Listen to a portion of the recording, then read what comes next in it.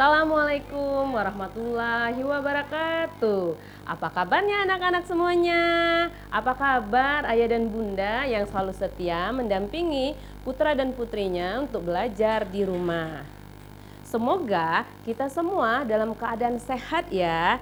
Berjumpa lagi kita dalam acara Homeschooling Bahagia, persembahan dari Pemda Kota Bengkulu melalui Dinas Pendidikan Kota Bengkulu bekerja sama dengan RB TV Camkoha membuat sebuah program sebagai wadah tempat anak-anak belajar pada masa pandemi corona saat ini, yaitu homeschooling bahagia. Anak-anak, ada pepatah yang mengatakan, katanya, kalau tak kenal maka tak sayang. Oleh karena itu, ibu perkenalan dulu ya. Nama ibu adalah Ibu Nini Yuliarni. Sehari-hari ibu mengajar di SD Negeri 81. Anak-anak bisa memanggil ibu dengan panggilan Ibu Nini. Baiklah anak-anak, sebelum kita melakukan aktivitas kita hari ini, ada baiknya kita mulai dengan berdoa dulu ya.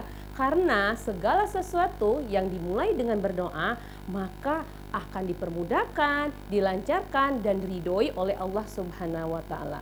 Untuk hari ini, yang memimpin doanya Ibu Nini saja ya. Baiklah anak-anak semuanya, marilah kita berdoa menurut agama dan kepercayaan masing-masing. Berdoa mulai. Berdoa selesai. Baiklah anak-anak semuanya, minggu-minggu kemarin anak-anak sudah mendapat tepuk Covid, kemudian sudah dapat juga lagu tentang Covid. Ibu Nini tidak bosan-bosannya mengajak anak-anak semua untuk berpartisipasi dalam mencegah penyebaran virus corona.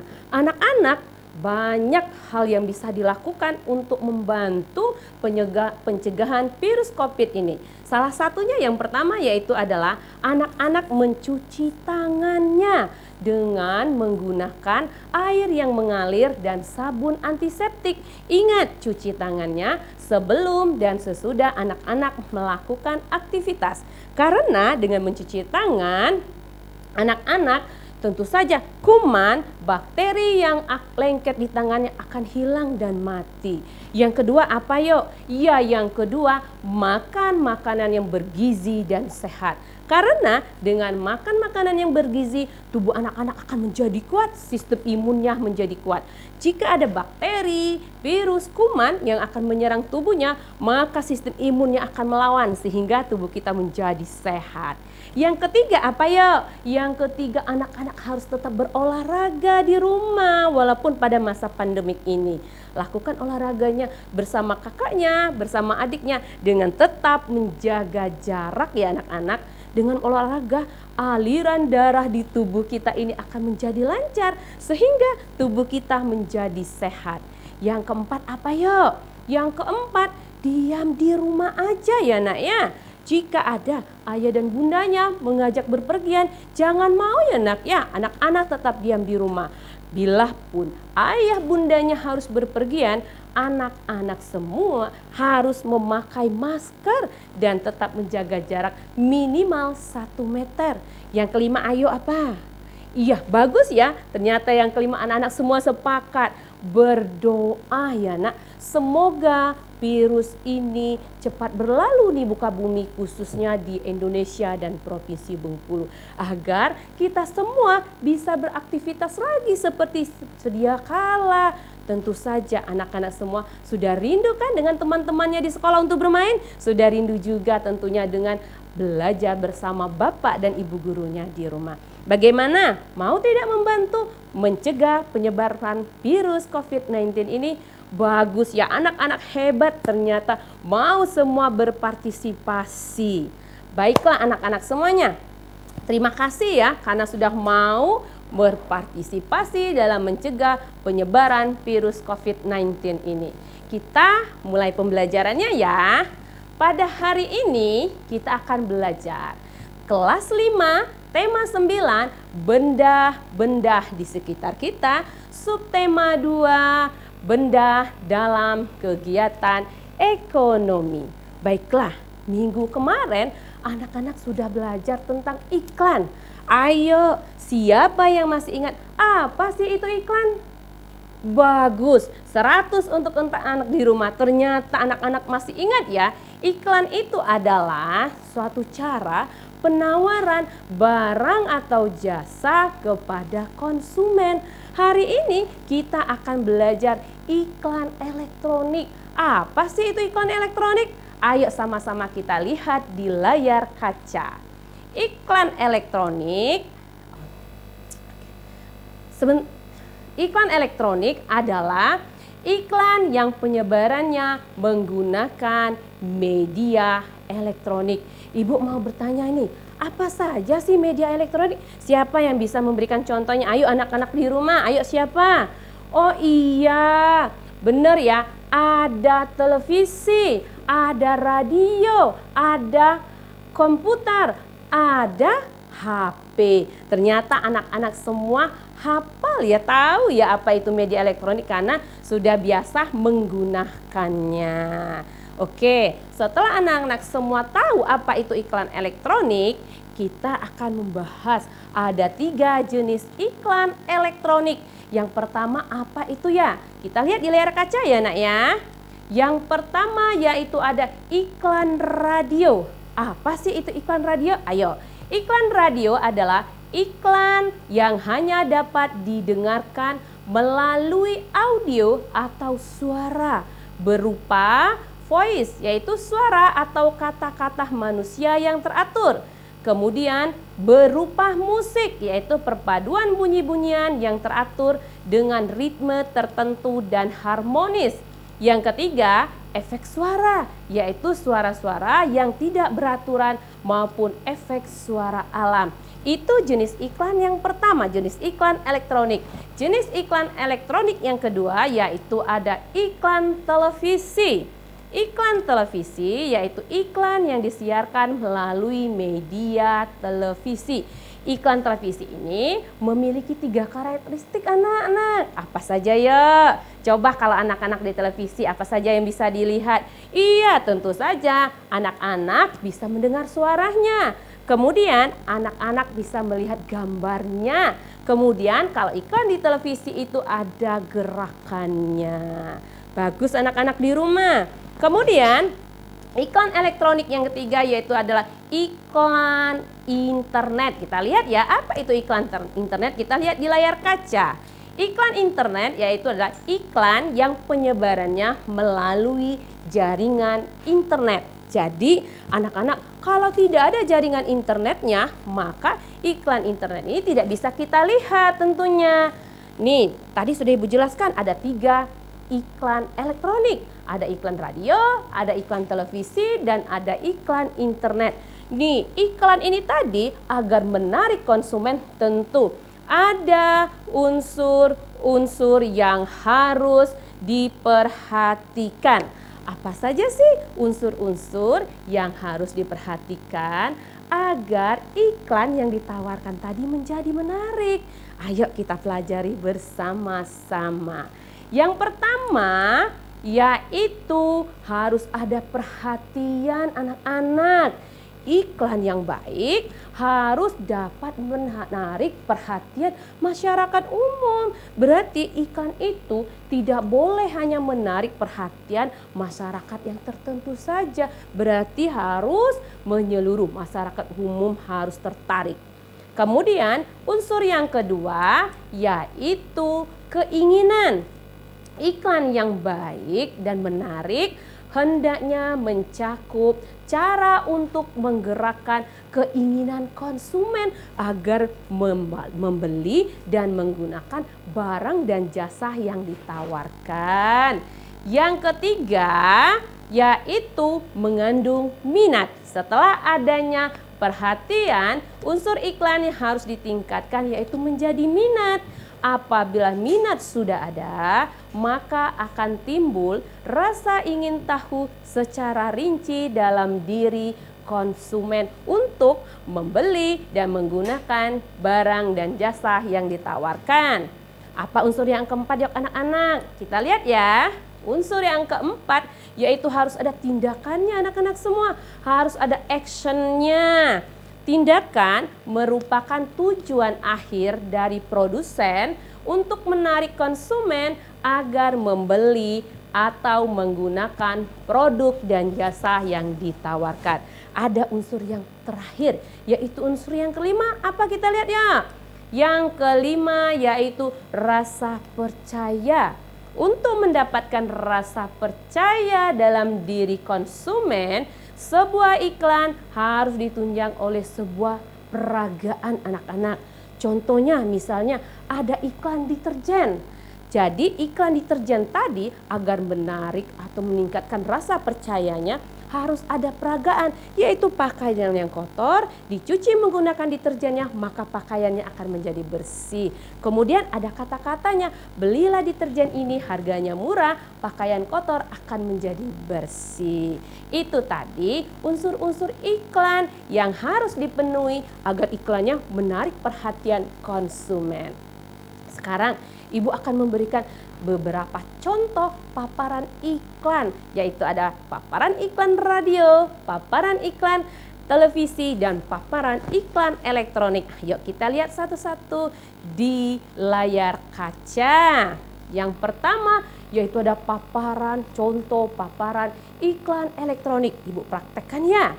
Ada iklan pewangi ruangan, ada efek suara lalat. Kemudian ada suara anak perempuan, "Mama, kamar adik banyak lalat." Mamanya menjawab, "Wah, mungkin karena bau tak sedap, Dik." Anak perempuan kemudian bertanya lagi, "Iya, Ma, tolong hilangkan bau tak sedapnya." Mamanya menjawab, "Tenang, Mama punya antinya." Ada suara semprotan. Shh, shh, shh, shh. Kemudian anak perempuan berkata lagi, "Wah, wangi sekali, Ma." Mamanya menjawab lagi, "Jelas dong kan, Mama pakai segar wangi, pewangi ruangan, bau tak sedap, langsung KO." Ada suara gitar biasanya, kemudian ada suara naranya. Iya, gunakan segar wangi, bau tak sedap, langsung KO. Jadi, kita lihat sama-sama ya. Ternyata paparan iklan radio itu tadi adalah ajakan untuk menggunakan segar wangi, pewangi pengharum ruangan yang bisa menghilangkan bau tidak sedap dan mengusir lalat dalam sekejap. Sering kan mendengar iklan ini di radio atau iklan-iklan yang lain di radio ya nak ya? Bagi anak-anak yang suka mendengarkan tentu sering mendengar iklan di radio. Kemudian ada contoh paparan iklan televisi. Ini ada contoh paparan iklan di televisi. Tentu anak-anak sering melihat iklan di televisi ya nak ya. Di sana ada misalnya seperti contoh di layar kaca itu ada iklan pasta gigi. Tentu saja paparan dari iklan pasta gigi itu tadi adalah untuk mengajak konsumen menggunakan pasta gigi yang ditawarkan agar giginya menjadi bersih, sehat, dan putih. Itu adalah contoh paparan di iklan di televisi. Tentu anak-anak sering melihat iklan di televisi. Ketika sedang asik menonton televisi, ada iklannya. Kemudian nanti di jeda pembelajaran kita juga ada iklannya nak ya. Itu adalah iklan televisi. Kemudian ada iklan internet. Ingat, iklan internet ini tadi adalah iklan yang hanya dapat kita lihat jika ada jaringan internetnya. Komputernya harus ada jaringan internetnya. Jika tidak ada jaringan internetnya, nggak bisa dilihat. Begitu juga di HP-nya. Ketika kita buka Google, tentu ada iklan-iklannya ya. Tapi harus ada jaringan internetnya. Nih, iklan ini tadi di jaringan internet yang seperti di layar kaca ini adalah ajakan untuk menggunakan atau mengkonsumsi mie yang ditawarkan karena harganya murah, rasanya enak, dan rasanya lezat. Oke, tadi sudah kita lihat ada 3 contoh paparan iklan radio, televisi, dan internet. Nih, iklan itu ternyata ada ciri-cirinya loh. Iklan yang baik memiliki ciri-cirinya. Kita lihat ya nak ya di layar kaca ciri-ciri iklan. Yang pertama yaitu pilihan kata yang digunakan menarik, tepat, logis, dan sopan. Berarti bahasanya tidak boleh bertele-tele dan disampaikan dengan bahasa yang sopan. Kemudian pilihlah kata yang digunakan memiliki pengaruh kepada orang banyak, mengandung sugesti mempengaruhi orang. Kemudian pilihan kata yang digunakan menonjolkan informasi yang dipentingkan. Yang terakhir, yang keempat, pilihan kata yang digunakan tepat sasaran, jangan kemana-mana bahasa yang digunakan. Oke, kita akan mempelajari selanjutnya yaitu iklan dilihat dari seginya. Ibu akan memberikan beberapa contoh saja. Ada 3 iklan dari segi isinya. Yang pertama, ayo kita lihat di layar kaca. Nih, siapa yang sering lihat ini? Tentu saja ya, ketika masa pemilu akan ada para calon legislatif atau partai yang akan menyampaikan visi dan misinya. Dia akan menyampaikan nanti pendidikan gratis, sembakonya murah. Nah, maka pilihlah dia. Itu adalah contoh iklan politik. Atau ada iklan yang misalnya datanglah tanggal sekian ke TPS untuk memilih. Itu adalah iklan politik, dilihat dari segi isinya. Kemudian ada iklan pendidikan, dilihat dari seginya. Tentu anak-anak sering kan melihat iklan pendidikan di televisi, radio maupun jaringan internet. Yang ketiga, ada iklan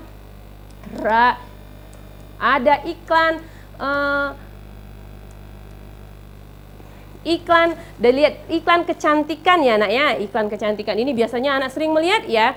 Ada yang namanya misalnya iklan lipstik, kemudian ada iklan bedak. Itu adalah contoh dari iklan kecantikan, dilihat dari seginya. Nih, Ibu mau bertanya anak-anak. Setelah kita melihat iklan tadi, biasanya anak-anak sering melihat iklan teh tidak? Sering ya melihat iklan teh di televisi, di radio, maupun di jaringan internet. Nih, Ibu mau tanya, teh itu termasuk zat tunggal apa zat campuran ya? Iya, zat tunggal ya, Nak ya. Baiklah, minggu kemarin anak-anak sudah belajar dari Bunda Pera tentang zat tunggal dan zat campuran. Hari ini Ibu akan membahas lagi tentang zat tunggal dan zat campuran. Ibu mau bertanya sama anak-anak di rumah, siapa yang masih ingat apa sih itu yang dimaksud dengan zat tunggal? Ayo, siapa yang masih ingat? Bagus, 100 untuk anak-anak di rumah. Zat tunggal yaitu zat yang komponen penyusunnya hanya satu zat atau materi saja. Contohnya apa, Nak? Contohnya ada air, ada garam, ada emas, dan ada kopi. Tentu anak-anak sering ya melihat sehari-hari zat tunggal yang setelah kita sebutkan contohnya tadi. Nah, zat tunggal ini ternyata dibagi 2 loh anak-anak. Ada yang namanya unsur dan ada yang namanya senyawa. Kita bahas ya satu persatu. Apa itu yang dimaksud dengan unsur dan apa itu yang dimaksud dengan senyawa. Kalau unsur yaitu zat kimia yang tidak dapat dibagi lagi menjadi zat yang lebih sederhana. Berarti cuma satu penyusunnya. Contohnya apa, Nak? Contohnya emas. Emas bisa ada zat penyusunnya yang lain? Tentu tidak ya. Perak ada penyusunnya yang lain? Tentu juga tidak. Oksigen, berarti zat penyusunnya hanya oksigen saja. Itu tadi contoh-contoh unsur. Kemudian ada yang namanya senyawa, pembagian dari zat tunggal tadi. Apa sih itu yang dimaksud dengan senyawa? Kita lihat di layar kaca ya anak-anak. Zat senyawa yaitu zat tunggal yang terdiri dari beberapa unsur. Nah, contohnya apa ya? Contohnya itu ada air. Kandungan dari air apa saja? Coba, air itu bahasa ilmiahnya apa? H2O. Berarti ada hidrogen dan ada oksigen. Berarti ada berapa unsur ya? Siapa yang bisa menyebutkan? Bagus anak-anak di rumah. Ternyata ada 2 unsur ya. Kemudian contoh yang lain apa lagi? Garam. Dalam garam apa saja anak-anak ada kandungannya, ada unsurnya?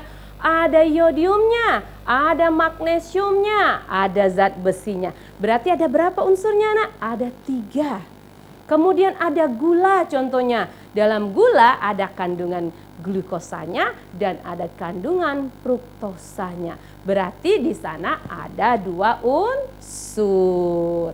Oke, anak-anak semuanya.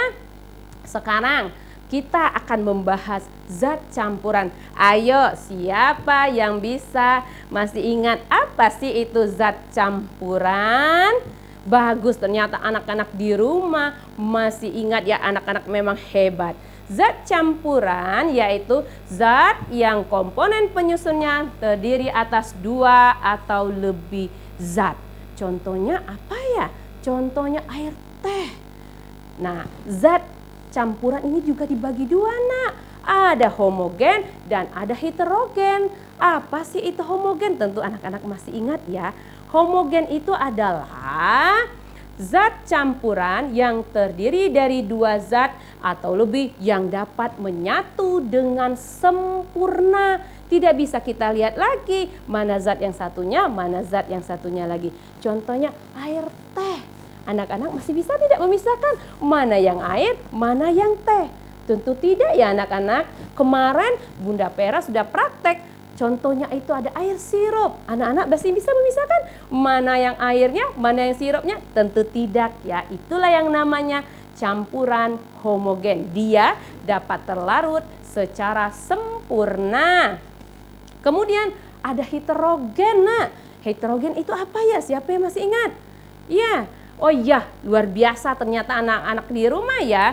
Heterogen yaitu campuran yang terdiri atas 2 zat yang tidak dapat menyatu dengan sempurna. Contohnya air kopi tumbuk ya. Air kopi tumbuk itu tidak bisa menyatu dengan sempurna. Di bawahnya tetap ada endapan berupa kopinya. Atau air dengan tanah, ada endapan tanahnya di bawahnya. Kemudian contohnya air dengan kerikil juga masih ada endapan di bawahnya. Sudah paham anak-anak semua? Itu zat tunggal dan zat campuran. Luar biasa ya anak-anak di rumah. Ternyata sudah paham itu zat tunggal dan zat campuran. Anak-anak, zat unsur yang teh tadi biasanya anak-anak membelinya di mana ya? Suka membelinya anak-anak disuruh mamanya atau bundanya membeli teh di mana? Iya, ada yang di warung, ada yang di supermarket. Nih, Ibu mau bertanya dulu. Supermarket dan warung itu termasuk kegiatan apa, nak? Kegiatan ekonomi. 100 untuk anak-anak di rumah ya. Sekarang kita akan membahas berbagai usaha kegiatan ekonomi masyarakat Indonesia. Anak-anak semuanya, usaha kegiatan ekonomi masyarakat Indonesia ini sangat bervariasi sekali. Karena jika tidak bervariasi, tentu kebutuhan kita tidak bisa terpenuhi. Dengan bervariasinya, maka semua kebutuhan kita bisa kita penuhi. Apa sih kegiatan usaha ekonomi masyarakat Indonesia yang pertama? Ayo kita lihat di layar kaca. Yang pertama itu ada pertanian anak-anak. Pertanian itu akan menghasilkan padi, jagung, ubi, palawija. Kegiatan ekonomi yang kedua yaitu ada perkebunan. Ada hasilnya karet, ada sawit, ada tebu. Perkebunan ini ada 2 dibagi, ada perkebunan rakyat dan ada perkebunan besar. Perkebunan rakyat dikelola oleh sendiri. Kalau perkebunan besar biasanya dikelola 2 orang atau lebih, bisa juga perusahaan. Kemudian usaha kegiatan ekonomi yang selanjutnya itu ada peternakan. Peternakan ini akan menghasilkan daging, telur, susu. Nah, peternakan ini dibagi menjadi 3 anak-anak semuanya. Ada peternakan hewan besar, contohnya ada sapi, ada kerbau, ada kuda. Kemudian peternakan hewan kecil, ada kambing, ada domba. Kemudian ada peternakan unggas, ada bebek, itik, dan ayam. Yang keempat yaitu perikanan. Usaha kegiatan perikan ini dibagi 2, ada perikanan air tawar dan ada perikanan air payau. Contoh hasil dari perikanan air tawar itu ada ikan lele, ada ikan gurami, ada ikan nila. Kalau perikanan air payau contohnya itu adalah ikan bandeng. Kemudian yang kelima ada kehutanan. Kehutanan ini akan menghasilkan damar, kayu rotan, Yang keenam, pertambangan. Ayo, siapa yang orang tuanya bekerja di pertambangan? Tentu banyak ya anaknya. Contohnya itu ada batu bara, ada minyak bumi, ada emas. Yang ketujuh yaitu ada perindustrian. Ingat, perindustrian ini adalah mengubah barang mentah menjadi setengah jadi atau menjadi barang jadi. Hasilnya contohnya itu misalnya pengelolaan benang menjadi pakaian, atau pengelolaan ikan menjadikan kaleng, atau tadi hasil dari perkebunan karet menjadi ban. Yang kedelapan, ada yang namanya perdagangan. Nih, perdagangan ini menyalurkan barang dari produsen ke konsumen. Kemudian yang kesembilan ada jasa. Contoh dari jasa itu sanggar tari, tukang ojek, pemandu wisata. Nih anak-anak, kegiatan ekonomi ini tadi dikelolanya bisa perorangan, bisa juga per kelompok. Ibu akan menjelaskan tentang usaha yang dikelola perorangan dan kelompok. Ini contoh usaha kegiatan ekonomi yang dikelola sendiri. Yang pertama itu ada usaha pertanian, kemudian ada industri kecil, contohnya pabrik tempe, pabrik industri makanan kecil. Kemudian usaha perdagangan dan usaha jasa seperti tadi. Pemandu wisata tentu sendiri ya, tidak mungkin berkelompok. Kemudian ada usaha ekonomi yang dikelola kelompok. Contohnya ada firma, CP, PT, BUMN, dan perusahaan daerah. Kemudian ada juga koperasi. Koperasi dibagi lagi menjadi koperasi konsumsi, koperasi simpan pinjam, koperasi produksi, dan koperasi serba usaha. Anak-anak sudah paham belum tadi? Sudah paham nak ya? Oke, anak-anak tentu sudah haus ya. Kita akan jeda iklan sebentar. Kemudian anak-anak minum, setelah minum kembali lagi ke layar kacanya. Kita akan melanjutkan lagi pembelajaran kita pada program Homeschooling Bahagia.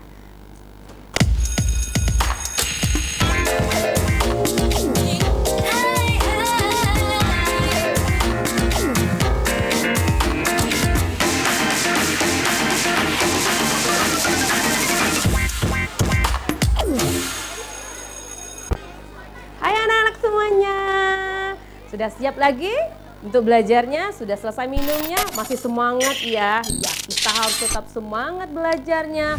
Walaupun kita saat ini pada masa pandemi ini, kita harus belajar tetap di rumah. Baiklah anak-anak, siapa, Ibu mau bertanya, siapa yang suka menari di rumah? Atau suka latihan menari? Banyak ya ternyata anak-anak yang suka latihan menari. Biasanya anak-anak latihan menarinya di mana? Ayo Ibu mau tanya. Iya, bisa di sekolah ternyata, bisa di sanggar. Sanggar tadi termasuk apa kata Ibu, usaha kegiatan ekonomi apa? Iya, usaha kegiatan ekonomi di bidang jasa. Anak-anak, suatu tari, pertunjukan tari itu ada syaratnya, harus ada unsur-unsur yang dipenuhi agar tarinya menjadi indah, agar penontonnya menjadi terkesima dengan pertunjukan kita. Apa saja sih unsur-unsur yang harus dipenuhi dalam sebuah tarian, pertunjukan tarian? Kita lihat ke layar kaca ya anak-anak ya.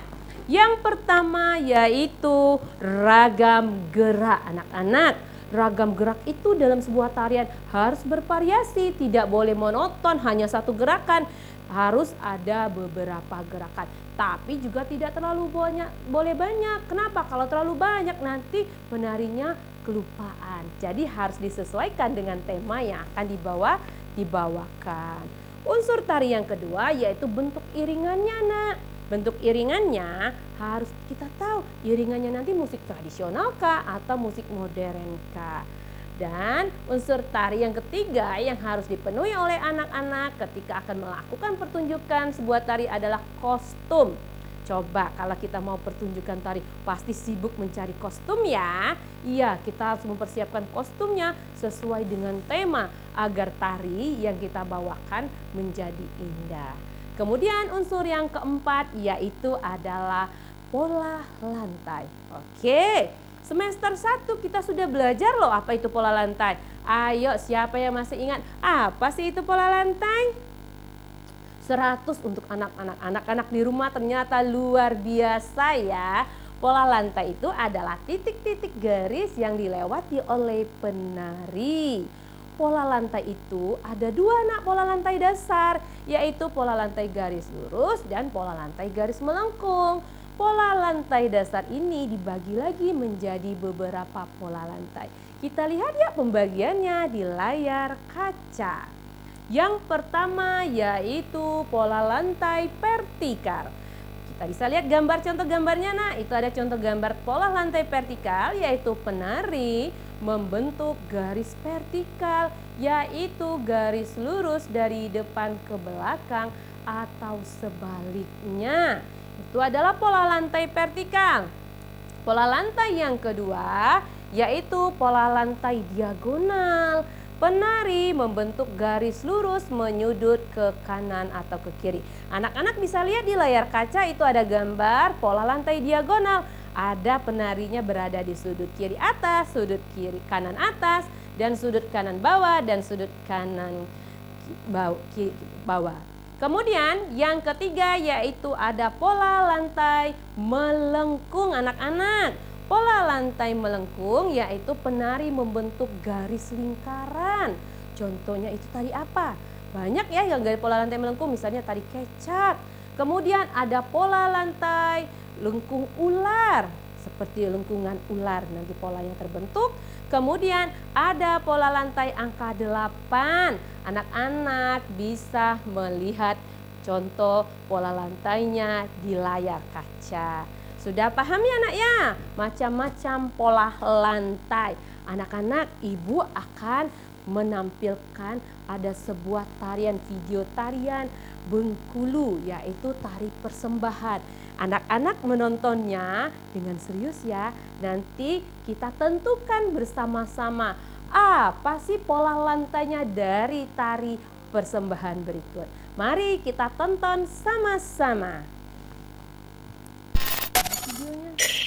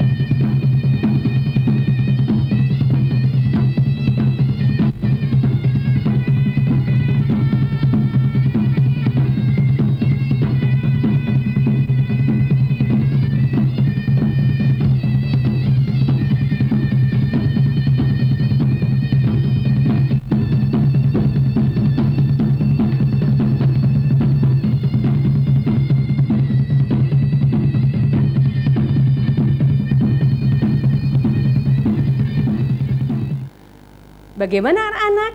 Indah bukan tarian tadi? Indah ya. Sudah ada belum keempat unsur tari yang telah kita pelajari tadi? Ada ragam geraknya anak? Iya ada ya, ada beberapa ragam gerak. Bentuk iringannya ada? Iya ada bentuk iringannya musik tradisional Bengkulu. Kemudian kostumnya bagaimana? Wah ternyata kostumnya sangat indah ya. Pola lantainya yang terakhir. Ayo setelah anak-anak melihat tadi, apa pola lantainya ya? Apa pola lantainya anak? Bagus, anak-anak ternyata sudah paham ya. Itu tadi adalah pola lantai garis melengkung. Bagus ya anak-anak ya. Nanti anak-anak lebih semangat lagi ya latihan tarinya. Bagi yang memiliki minat dan bakat tari tadi bisa latihan di sanggar atau di sekolah. Sehingga nanti bisa menjadi seorang penari profesional. Anak-anak, di sini di layar kaca, kita lihat di layar kaca ya. Ada tari kecak anak-anak. Oke, apa yang akan terjadi jika salah satu penarinya tidak mau latihan atau salah satu penarinya tidak mau menghormati, tidak mau bertoleransi dengan penari yang lain? Apa yang akan terjadi anak-anak? Tentu saja pertunjukan tarinya tidak akan berlangsung dengan bagus. Bisa saja tariannya menjadi kacau. Nah anak-anak, tari kecak ini salah satu contoh tari yang mencerminkan kebersamaan dan kerukunan masyarakat Indonesia. Ada banyak hal lagi yang mencerminkan makna persatuan dan kesatuan bangsa. Kita lihat ya di layar kaca. Yang pertama yaitu ada festival budaya. Ayo kita analisis bersama-sama anak-anak. Apa saja sih yang ada di festival budaya? Ada perbedaan apa saja di sana? Iya, di festival budaya itu ada perbedaan suku, ada perbedaan kebiasaan, ada perbedaan agama, ada perbedaan adat istiadat. Nah, jika tidak mau toleransi, tentu saja pertunjukan festival budayanya bisa menjadi kacau dan tidak berhasil. Yang kedua apa anak-anak? Hal-hal yang mencerminkan makna pentingnya persatuan dan kesatuan bangsa, yaitu toleransi dan hidup berdampingan dalam perbedaan. Tentu saja anak-anak, kita semua ini hidup berdampingan dengan tetangga kita, dengan teman kita, memiliki perbedaan agama, suku, budaya, bahasa, adat istiadat, dan kebiasaan. Dan kita harus bertoleransi walaupun kita berbeda, sehingga terciptalah kerukunan dan kedamaian yang akan membuat negara kita menjadi bersatu. Hal yang ketiga yang mencerminkan makna persatuan dan kesatuan adalah semangat kekeluargaan dan gotong royong. Ya nak ya, lingkungan tempat kita tentu saja masih sangat kental sekali, masih sangat kuat sekali dengan yang namanya gotong royong dan kebersamaan. Dengan gotong royong tentu saja banyak manfaat yang dapat kita peroleh. Mempererat tali persaudaraan, mempererat kebersamaan. Kita bisa saling mengenal dan akan terciptanya persatuan dan kesatuan bangsa. Bagaimana anak-anak? Tetap semangat? Sudah paham pembelajaran kita hari ini? Yaitu iklan, zat tunggal zat campuran, kegiatan usaha ekonomi, pola lantai, dan makna pentingnya persatuan dan kesatuan. Jika ada hal-hal yang belum dimengerti dan belum jelas oleh anak-anak semuanya, anak-anak bisa bertanya ya, bisa telepon ke sini, yaitu ke nomor 0736 34 6771, atau anak-anak bisa lihat nih di sini di bawah ibu ini ada nomornya ya. Silakan anak-anak bertanya apa yang belum dipahami, apa yang belum dimengerti, nanti akan ibu usahakan jawab. Halo, sudah adakah anak-anak? Belum ya? Anak-anak harus tetap semangat ya belajarnya. Walaupun kita masa pandemik ini kita belajar di rumah, anak-anak bisa ditemani oleh ayah dan bunda dalam belajarnya di rumah. Kemudian anak-anak bisa melakukan berbagai aktivitas membantu orang tuanya di rumah. Bisa membantu bundanya memasak, bisa membantu orang tuanya menyapu rumah, mengepel ya, meringankan pekerjaan orang tuanya. Ayo, belum ada yang masuk ini. Siapa yang mau bertanya, Nak? Silakan. Halo, ada yang mau bertanya? Halo, Assalamualaikum. Halo, Assalamualaikum. Oke, halo. Waalaikumsalam. Ini dari siapa ya? Dan di mana? Halo. Oh, ini dari Zahra ya. Zahra di mana? Sekolahnya di mana, Nak? Halo, ini Zahra. Dari mana Zahra? Apa yang akan terjadi jika warga tidak mau toleransi antar sesama? Oh, Mbak Zahranya ternyata langsung bertanya ya. Padahal Ibu Guru mau tanya, Mbak Zahra dari sekolah mana ya? Oh, udah putus ya? Baiklah ya, Ibu akan jawab ya tadi. Zahranya bertanya apa yang terjadi jika warganya tidak mau hidupnya bertoleransi. Tentu saja yang akan terjadi perpecahan, Nak, permusuhan, sehingga kita tidak saling mengenal, tidak saling mempedulikan, hidupnya menjadi individualisme dan bangsa kita akan terpecah belah. Oleh karena itulah kita hidupnya harus bertoleransi dalam perbedaan yang ada. Perbedaan yang ada itu adalah merupakan kekayaan bangsa Indonesia. Ayo, penelpon kedua, silakan yang mau menelpon. Halo, siapa lagi yang mau menelpon? Halo, siapa lagi yang kedua? Halo, sudah ada yang masuk lagi? Apa sudah selesai? Masihkah ada yang mau menelpon? Waalaikumsalam. Ini dari siapa ya? Oh, ini dari Virga ya, dari Virga SDN 52. Apa kabarnya Virga? Sehat? Virga? Sehat, alhamdulillah ya. Virga mau bertanya apa sama Ibu Guru? Iya, Nak. Saya mau tanya. Iya, sayang.